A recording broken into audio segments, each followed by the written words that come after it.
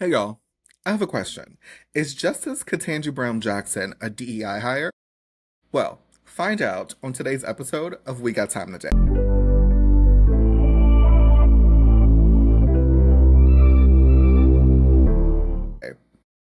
You know what's wild? The most qualified Supreme Court justice we've had in decades is being called a diversity hire by people who can't even spell jurisprudence. So, welcome back to We Got Time Today, the podcast where we break down the news, the culture, and the conversation. I'm your host, Will, and today we're answering the question, is Ketanji Brown Jackson a DEI hire? But before we get into that, make sure you like, comment, and subscribe, and hit that notification bell so you never miss a single episode of We Got Time Today. Now, they said she checked a box, and because I'm petty, if you know me, I'm actually really petty, I pulled the resumes.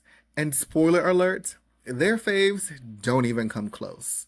So, let's get into it. Let's talk about DEI, which stands for Diversity, Equity, and Inclusion. Now, at its core, DEI is about access. It's about breaking down systems that gatekeep talent and making sure institutions reflect the people they serve. But somewhere along the way, the right turned DEI into a slur, actually a code word for not earned or less than. So, Donald Trump even made it a part of his administration's agenda to roll back DEI programs, like to fight the woke mob. Yeah, that. We even have 14 states with anti-DEI bills being introduced, with 9 of them already signed into law. Now, there's also a political shift in who views DEI as a good thing.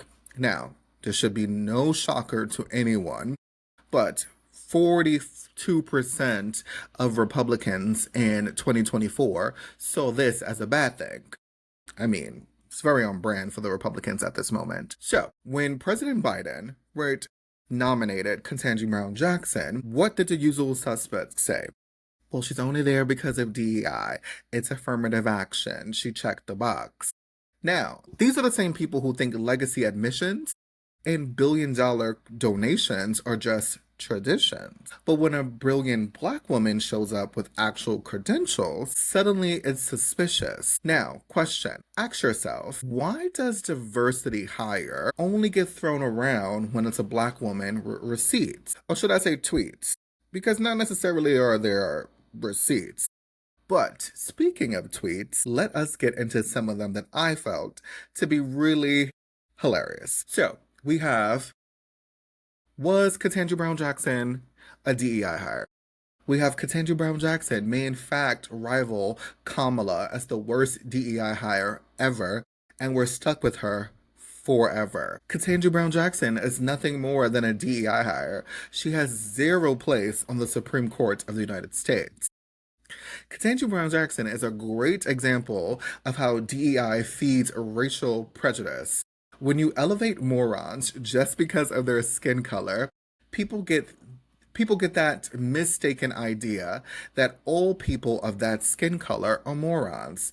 It's a terrible thing to do to people. Ketanji Brown Jackson is a diversity hire. She's only there because she's a black woman. Being black and being female are two areas of criteria that should never be included in selecting an associate Supreme Court justice. Ketanji Brown Jackson is a DEI hire for this exact reason. Joe Biden diminished her value when he made sex and ethnicity the litmus test for her selection. He did that on purpose. So I'm going to pause because if you're like me, then you see trends here. A lot of them, actually. One, I think it's the same Republican talking points. Like, no shade. I do believe they just get like a binder that says, hey, here are the prompts ahead of time. And then they tell you, okay, this is your talking points. Like, here's what you're going to be like talking about. Because have you noticed there's a couple of things. One, all the tweets say the same thing. And I find it hard to believe that everyone is saying the same thing about the same person at the same time. Like, come on now. But besides that, I just think there's like a certain like they have, oh well, for this month we're gonna be talking about this. And then here's your talking points. You can have a version of how you want to say them in a tweet, but you have to say these things. And then it may be another month where it's like a different cadence and they say a different topic. But besides that, it's another trend. The trend is diminishing her value. Why? Because she's a black woman?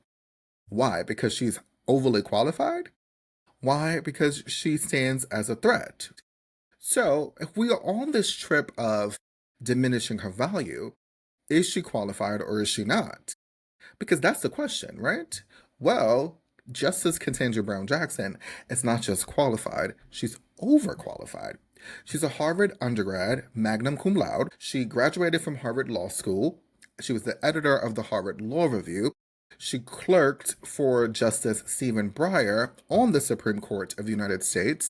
She served as a public defender, actually the only current justice with that experience, vice chair of the U.S. Sentencing Commission, appointed as a district court judge, then promoted to the U.S. Court of Appeals.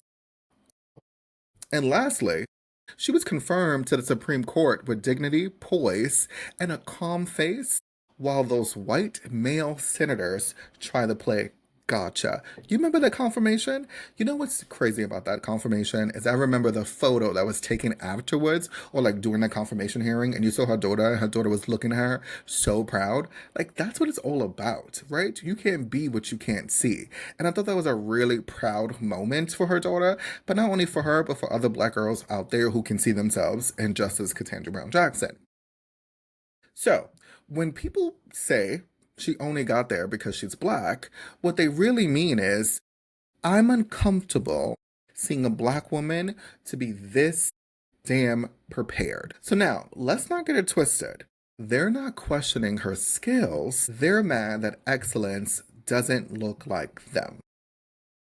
Speaking of them, let's play who really earned that seat. And so, how the game is going to go is I pretty much ranked them or gave them a score out of 100 based on numerous different things like judicial experience, if they worked as a public defender, their like educational background, if they worked on on cases before, a lot of different criteria to really, dissect who really earned that seat. The question of today has always been, is Justice Ketanji Brown Jackson a DEI hire?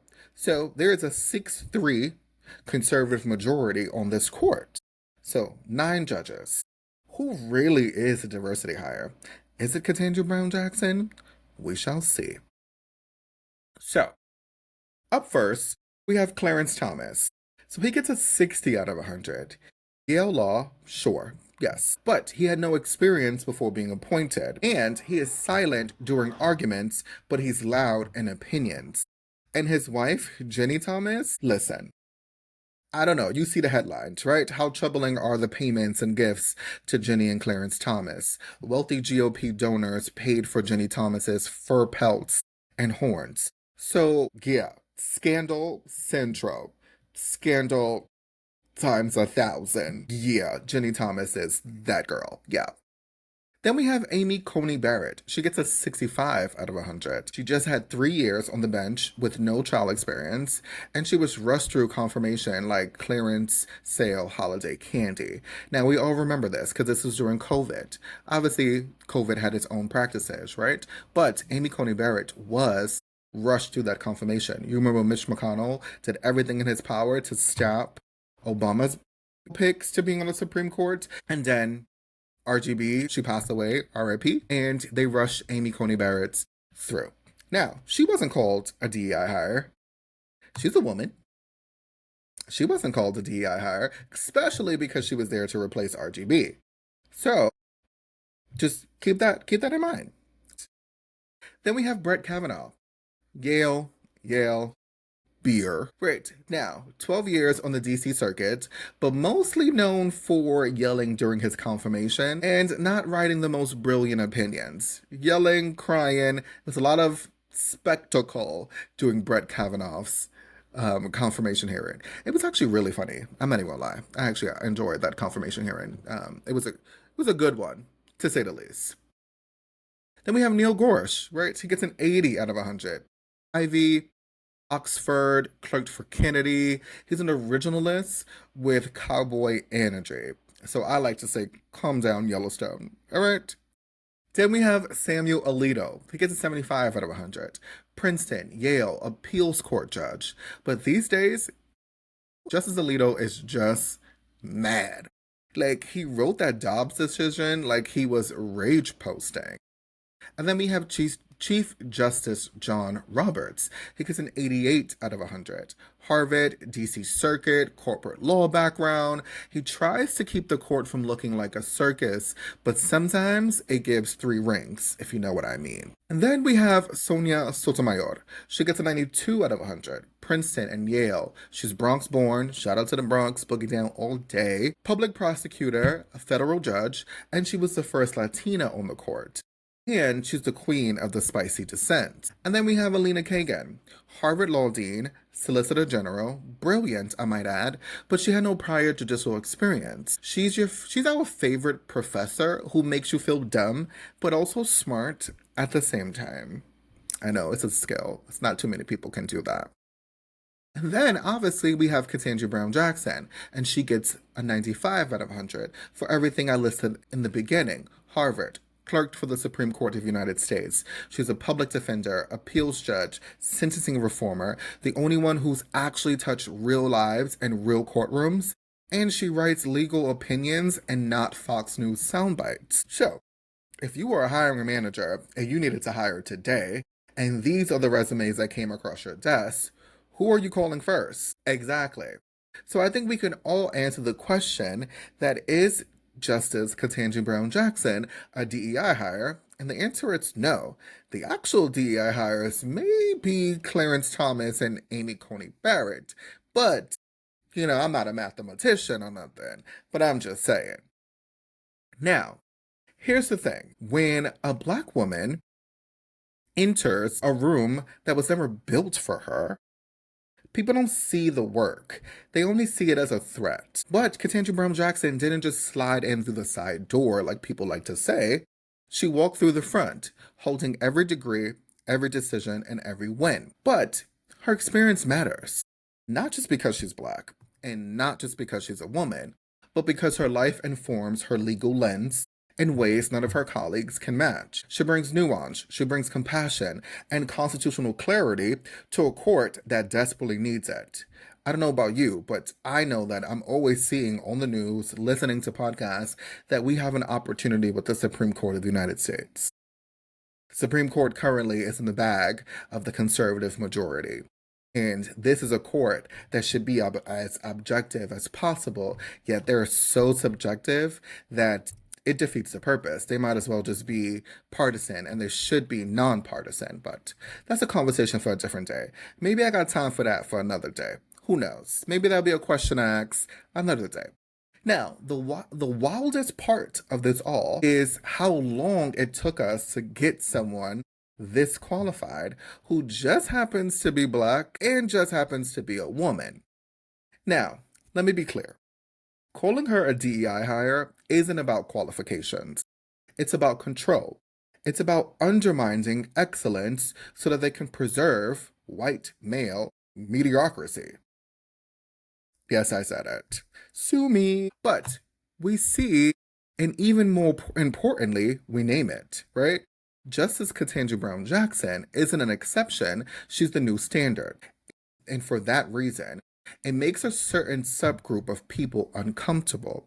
But that says a lot more about them and absolutely nothing about her. So friends, if you learned something today, or if you're just like me and you're tired of seeing Black excellence get dragged for being just that, excellent, then do me a favor. Like, comment, and subscribe.